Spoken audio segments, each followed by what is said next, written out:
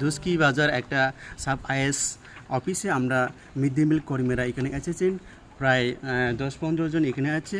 সবাইকে অভিনন্দন।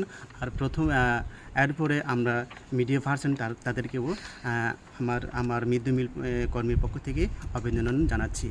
কারণ আমরা আজকে এখানে এসেছি উদ্দেশ্য হলো আমরা সামার ভ্যাকেশন আর সামার ভ্যাকেশন সময়ে আমরা যে 17 দিন মতো আমরা কাজ করি, কিন্তু এই কাজগুলি আমরা কোনো বেতন পাই না, কিন্তু বরং যে কাজ করি কাজ পাই না। এই কোন জায়গাটা গিয়ে পড়ছেন এটা গভর্নমেন্ট এটা চিন্তা করে দেখুন, ভাবন ভালো।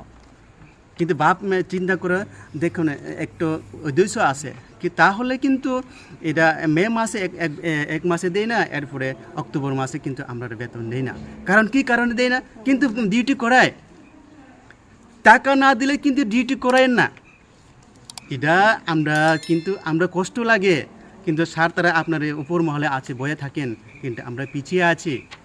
এটা কারণে স্যার আপনারাকে আমরা মিড ডে মিল কর্মীরা অনুরোধ আছি, কিন্তু ডিউটি সামার ভ্যাকেশন, এবার সামার ভ্যাকেশন মে মাস 17 তারিখের সামার ভ্যাকেশন ছুটি হয়ে যাবে, কিন্তু 1 তারিখ থেকে আমরা ডিউটিতে লাগে যাবে।